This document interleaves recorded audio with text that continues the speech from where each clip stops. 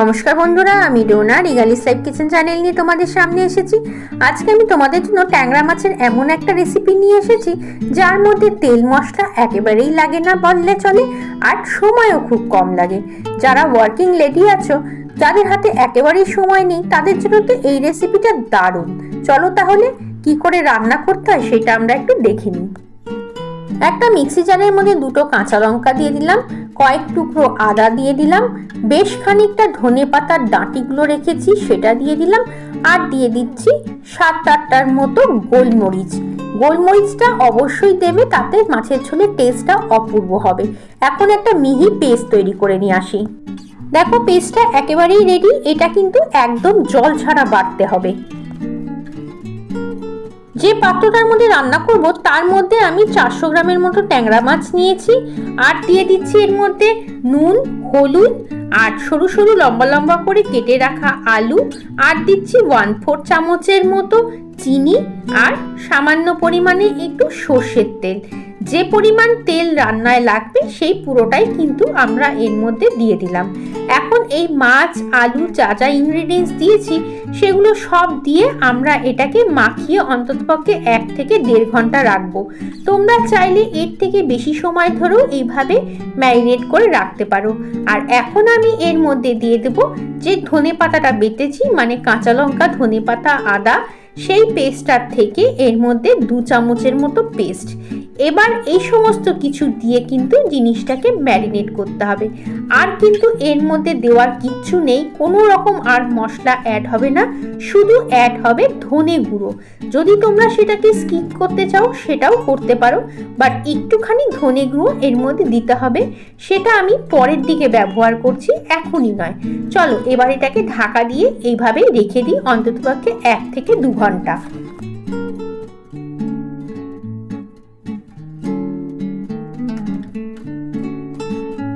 2 ঘন্টা পরে ফেরত এলাম। একদিকে ভাত বসিয়ে দিয়েছি, আরেকদিকে মাছের ঝোলটাও বসিয়ে দেব। মিক্সি ধোয়া জলটা দিয়ে দিলাম। আমি এর মধ্যে মোটামুটি 2.5 কাপের মতো জল দিলাম। যতটা ঝোল তোমরা খাবে সেই অনুযায়ী ঝোলটা দেবে।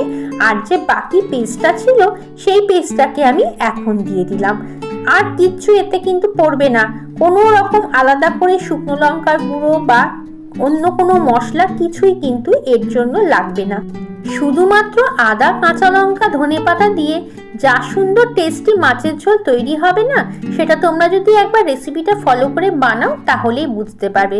ট্যাংরা মাছের পরিবর্তে এটা কিন্তু পাবদা মাছ দিয়েও করা যায়। চলো এবার এটাকে ঢাকা দিয়ে রাখি, গ্যাসটাকে জ্বালিয়ে দিই। প্রথমে গ্যাসের ফ্লেমটাকে হাইতে রাখবে, তারপরে ফুটে গেলে পরে মিডিয়ামে রেখে দিতে হবে। আর মিডিয়ামে রেখেই পুরো রান্নাটা হবে। দেখো কি সুন্দর টকবক করে ফুটছে, আর খুব সুন্দর একটা গন্ধ বেরোচ্ছে। ধনেপাতা দিয়ে রান্না তো অপূর্ব হয়, আর একেবারেই মশলা ছাড়া। তাই যারা বয়স্ক আছো বা যারা কম মশলা খেতে পছন্দ করো তাদের জন্য তো এই গরম গরম মাছের ঝোলটা দারুণ লাগবে। দেখো এখন ঢাকা দিয়ে রাখছি। 10 মিনিট পরে আবার ফেরত এলাম। এইভাবে মাঝে মাঝে ঢাকাটা খুলে একটুখানি খুন্তি দিয়ে নাড়িয়ে দিয়ে মাছের ঝোলটাকে আবার ঢাকা দিয়ে দিতে হবে। আর তোমরা চাইলে এর মধ্যে ওপর থেকে এক্সট্রা করে ধনেপাতাও দিতে পারো। আমি যেহেতু বেশ খানিকটা ধনেপাতা দিয়েছি তাই আর ধনেপাতার প্রয়োজন হচ্ছে না। তোমাদের তো আগেই বলেছিলাম আমি এর মধ্যে মশলা বলতে কেবল একটু ধনে গুঁড়ো দেব।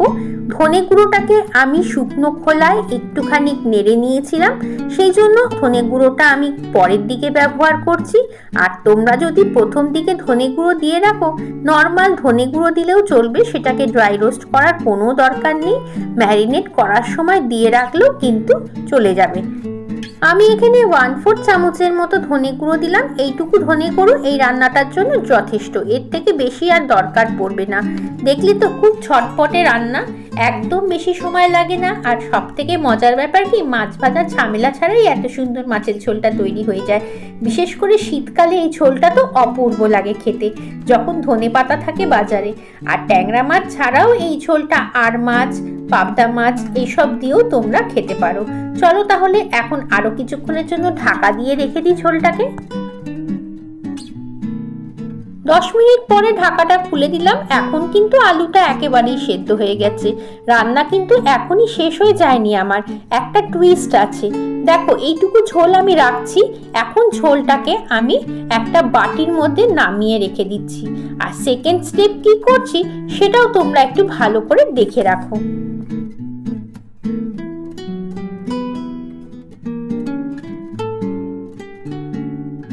একটা তড়কা প্যানের মধ্যে 2 চামচের মতো সর্ষের তেল দিলাম। তেলটাকে খুব ভালো করে গরম করে নিয়েছি। তার মধ্যে দিয়ে দিলাম একটা চেরা কাঁচা লঙ্কা আর দিয়ে দিচ্ছি 1/2 চামচের মতো কালো জিরে। এখন ফোড়নটাকে ভালো করে গন্ধ বেরিয়ে গেলে তারপরে এই ফোড়নটাকে আমি মাছের ঝোলটার উপরে ঢেলে দেব। তাতে দেখবে মাছের ঝোলটার স্বাদ আরো দ্বিগুণ হয়ে যাবে।